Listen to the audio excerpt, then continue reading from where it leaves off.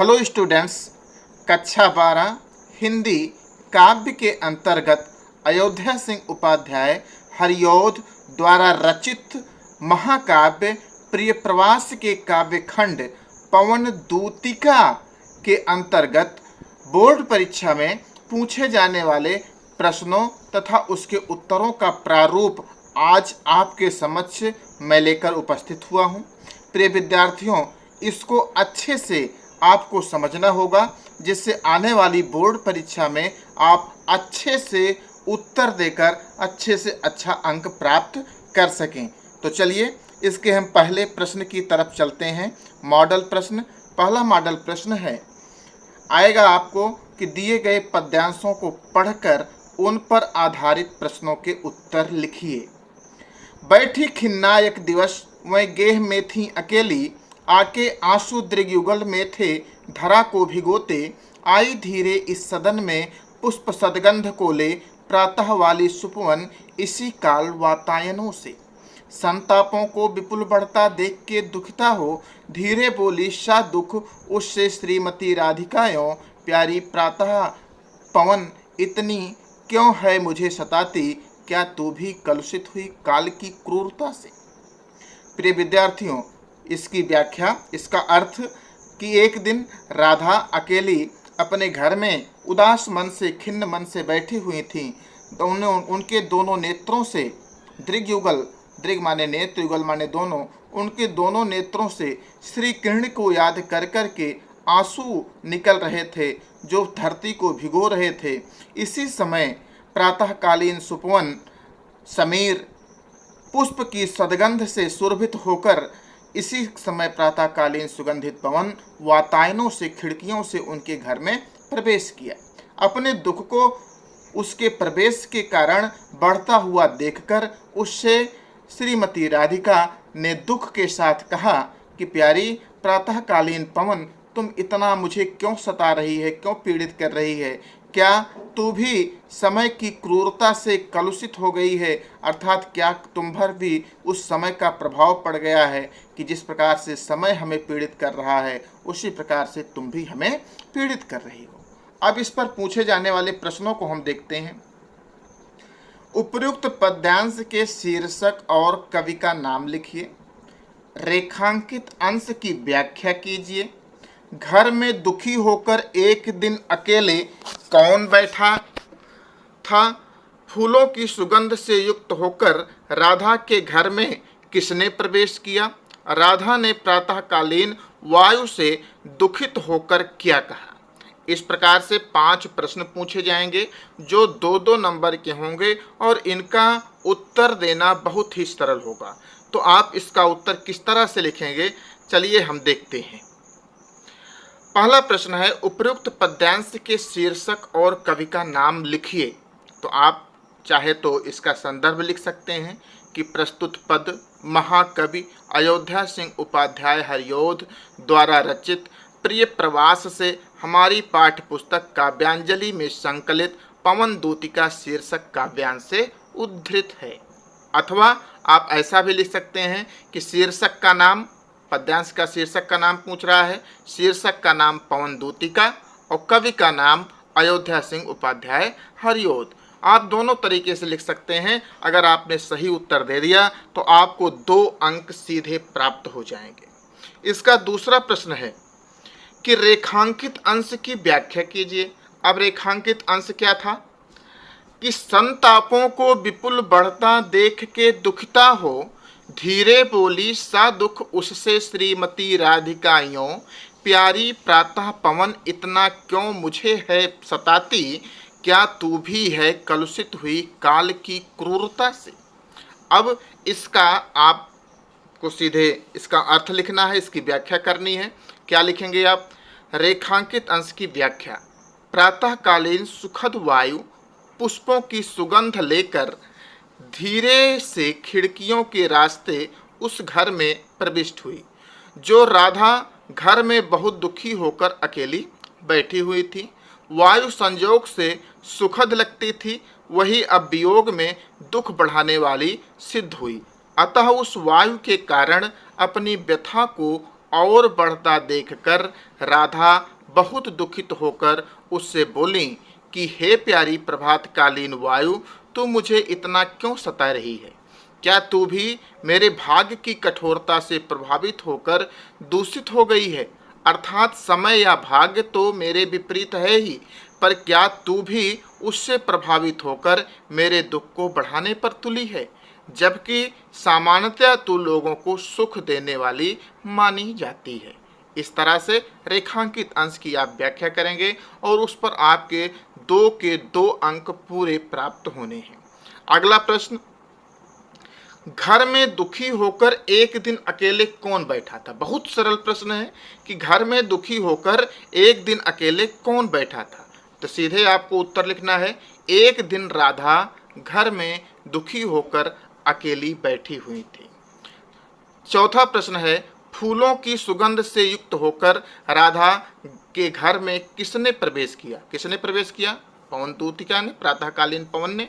तो फूलों की सुगंध से युक्त होकर राधा के घर में प्रातःकालीन सुखद वायु ने प्रवेश किया। बस ऐसे छोटे छोटे प्रश्न आपका उत्तर लिख देंगे, आपको 2-2 अंक प्राप्त होते जाएंगे। 5वां प्रश्न इस पर पूछा गया है कि राधा ने प्रातःकालीन वायु से दुखित होकर क्या कहा? तो आप उत्तर लिखना है, क्या कहा था राधा ने? कि राधा ने प्रातःकालीन वायु से दुखित होकर कहा कि हे प्रभातकालीन वायु, तू मुझे क्यों सताती है? क्या तू भी मेरे भाग्य की कठोरता से प्रभावित होकर दूषित हो गई है? प्रिय विद्यार्थियों, आपको इस तरह से प्रश्न का उत्तर देना है और आपको 10 के 10 अंक पूरे के पूरे इन प्रश्नों में प्राप्त होंगे। लेकिन आपको किस तरह से प्रश्न का उत्तर देना है इसको आप देखते जाइए, क्योंकि आप समझते तो हैं कि मैं ऐसा कर लूँगा, लेकिन जब परीक्षा में बैठते हैं तो वैसा नहीं कर पाते। इसलिए अभ्यास का होना अति आवश्यक है। हम इसी तरह के दूसरे मॉडल प्रश्न पर चलते हैं। लज्जाशीला पथिक महिला जो कहीं दृष्टि आए, होने देना विकृत वसना तो नातु सुंदरी को, जो थोड़ी भी श्रमित वह हो, गोंद श्रांति खोना, होठों की कमल मुख की म्लान लाएं मिटाना, कोई क्लांता कृषक ललना खेत में जो दिखावे, धीरे धीरे परस उसकी क्लांतियों को मिटाना, जाता कोई जलद यदि हो, व्योम में तो उसे ला, छाया द्वारा सुखित करना तप्त भूतांगना को। प्रिय विद्यार्थियों, इस तरह से पद्यांश आएंगे। पद्यांश का अर्थ आप लोग एक बार फिर से समझ लीजिए कि लज्जाशीला पथिक महिला जो कहीं दृष्टि आए, ए प्यारी प्रातःकालीन पवन, रास्ते में जाते जाते अगर तुम्हें कहीं लज्जाशील नई नवेली बहू जिसने अपने मुख को घूंघट से ढक लिया हो, तुम्हें कहीं दिखाई पड़े तो वहाँ पर अपनी गति धीमी कर लेना। विकृत वसना उसे मत होने देना, अर्थात उसके घूंघट उसके शरीर से, उसके वस्त्र उसके शरीर से हटने न पावे। जो थोड़ी भी श्रमित वह हो, गोंद ले श्रांति खोना, अगर वह थोड़ी भी तुम्हें थकी हुई श्रमित दिखाई पड़े तो उसे अपनी गोद में लेकर उसकी श्रांति को, उसकी थकान को मिटा देना। उसके श्रम के कारण सूखे हुए कमल के समान मुख की और सूखे हुए ओंठों की मलिनता को दूर करना। कोई क्लांता, कोई थकी हुई कृषक ललना, कृषक की स्त्री खेत में जो काम करते हुए दिखाई दे तो धीरे धीरे उसके शरीर को भी स्पर्श करके उसकी क्लांतियों को, उसकी थकान को मिटा देना। जाता कोई जलद यदि हो, व्योम में तो उसे ला, अगर व्योम में आकाश में कोई जलद, कोई बड़े बादल का टुकड़ा जाता हुआ दिखाई पड़े तो उसे ले आकर उस कृषक ललना के सिर के ऊपर इस कर देना, इस प्रकार से कर देना कि उसकी छाया उसके सिर पर पड़ने लगे। इस प्रकार से छाया द्वारा सुखित करना तप्त भूतांगना को, उस बादल की छाया द्वारा गर्मी से तप्त उस कृषक स्त्री को तुम सुख प्रदान करना। अब इस पर प्रश्न पूछे जाएंगे। उपयुक्त पद्यांश के शीर्षक और कवि का नाम लिखिए। रेखांकित अंश की व्याख्या कीजिए। राधा पवन दूतिका से राह में पथिकों के साथ कैसा व्यवहार करने को कहती है? राधा ने पवन दूतिका को पथिक कृषक स्त्री के ऊपर किसके द्वारा छाया करने को कहा? कृषक ललना शब्द में कौन सा समास होगा? तो विद्यार्थियों, ये सारे के सारे प्रश्न दो दो अंक के हैं और सबका उत्तर आप दे ले गए तो आपको 10 अंक सीधे प्राप्त हो जाएंगे। पहला प्रश्न है, उपर्युक्त पद्यांश के शीर्षक और कवि का नाम लिखिए। आपको हमने बताया संदर्भ लिखिए अथवा शीर्षक और कवि का नाम अलग अलग लिख दीजिए कि प्रस्तुत पद महाकवि अयोध्या सिंह उपाध्याय हरिऔध द्वारा रचित प्रिय प्रवास से हमारी पाठ्य पुस्तक काव्यांजलि में संकलित पवन दूती शीर्षक काव्यांश से उद्धृत है। अथवा आप ऐसा भी लिख सकते हैं, शीर्षक का नाम पवन दूतिका, कवि का नाम अयोध्या सिंह उपाध्याय हरिऔध। आपको 2 अंक प्राप्त हो जाएंगे। दूसरा प्रश्न इसका है कि रेखांकित अंश की व्याख्या कीजिए। रेखांकित अंश क्या था इसको देख लीजिए। लज्जाशीला पथिक महिला जो कहीं दृष्टि आए, होने देना विकृत वसना तो नातु सुंदरी को, जो थोड़ी भी श्रमित वह हो गोंद ले श्रांति खोना, ओठों की और कमल मुख की म्लान लाएं मिटाना। इसकी आपको व्याख्या करनी है कि हे पवन, यदि तुझे मार्ग में कोई लाजवंती स्त्री दिखाई पड़े तो इतने वेग से न बहना कि उसके वस्त्र उड़कर अस्त व्यस्त हो जाएं और उसका शरीर उघड़ जाए। यदि वह थोड़ी सी भी थकी दिखाई दे तो उसे गोद में लेकर अर्थात उसे चारों ओर से घेरकर उसकी थकान मिटा देना, जिससे कि थकान के कारण उसकी सूखे ओंठ और मुरझाया हुआ कमल सदृश मुख प्रफुल्लित हो उठे। इतना आप लिख देंगे, आपको 2 अंक पूरे प्राप्त हो जाएंगे।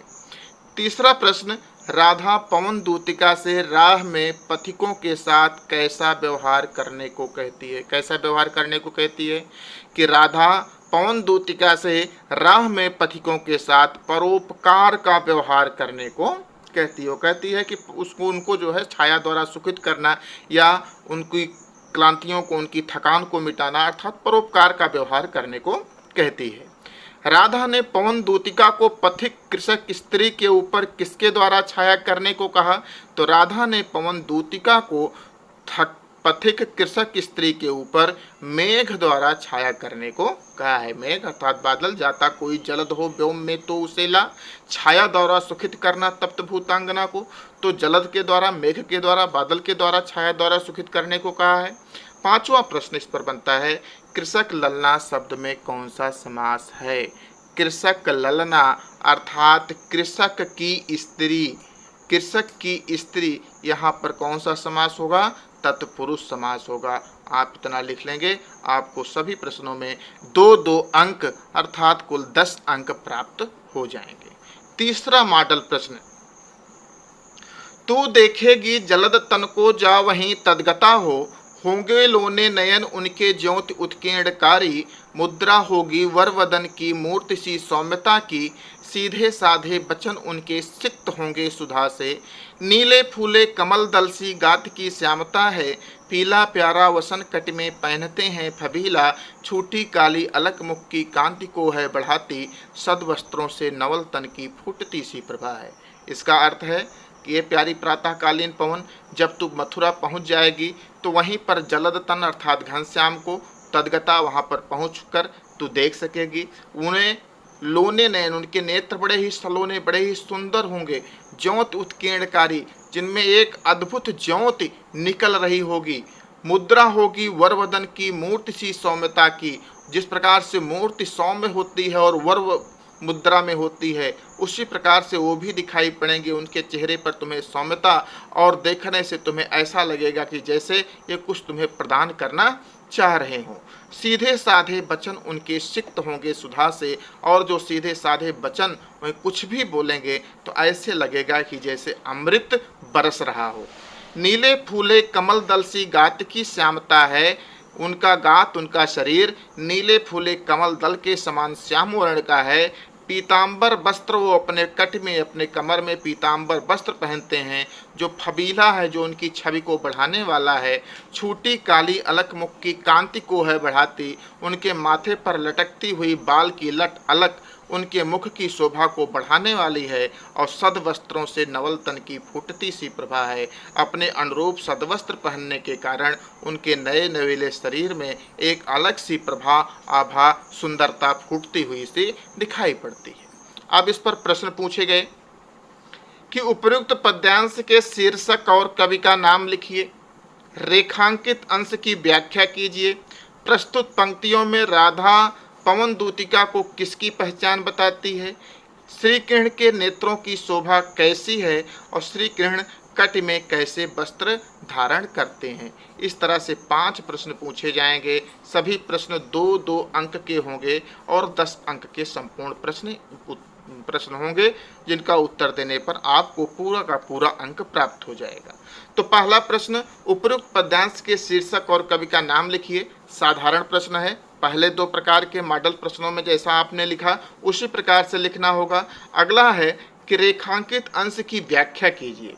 अब रेखांकित अंश की व्याख्या, रेखांकित अंश क्या है इसको आप देख लें कि नीले फूले कमल दल सी गात की श्यामता है, पीला प्यारा वसन कट में पहनते हैं फबीला, छूटी काली अलक मुख की कांति को है बढ़ाती, सद वस्त्रों में नवल तन की फूटती सी प्रभा है।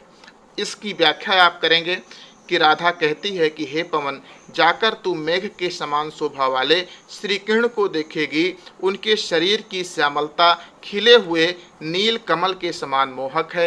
मेरे प्रियतम कृष्ण कट में आकर्षक पीला वस्त्र धारण करते हैं। उनके मुख पर लटकी हुई काली बालों की लट उनकी शोभा को 4 चांद लगा रही होती है। उनके सुंदर वस्त्रों से उनके मनोहर शरीर की शोभा अत्यधिक बढ़ रही होगी। आपको यही इतना इसकी व्याख्या या इसका अर्थ लिखना है रेखांकित अंश की। आपको 2 अंक सीधे सीधे प्राप्त हो जाएंगे। अगला प्रश्न है, प्रस्तुत पंक्तियों में राधा पवन दूतिका को किसकी पहचान बताती है? किसकी पहचान बताती है? सामान्य सी बात है, श्री कृष्ण की पहचान बता रही है। तो आपको यही इतना लिखना है कि प्रस्तुत पंक्तियों में राधा पवन दूतिका को श्री कृष्ण की पहचान बताती है। अगला प्रश्न है, श्री कृष्ण के नेत्रों की शोभा कैसी है? तो श्री कृष्ण के सुंदर नेत्र प्रकाश बिखेरते हैं। 5वां प्रश्न इस पर पूछा गया है कि श्री कृष्ण कट में किस प्रकार का वस्त्र धारण करते हैं? तो श्री कृष्ण कट में कैसा वस्त्र? पीतांबर वस्त्र, पीला वस्त्र धारण करते हैं। इस प्रकार से आप 5 प्रश्नों के उत्तर बड़ी ही सरलता और सहजता से देकर 10 अंक प्राप्त कर सकते हैं। तो फिर संकोच किस बात का है स्वामी?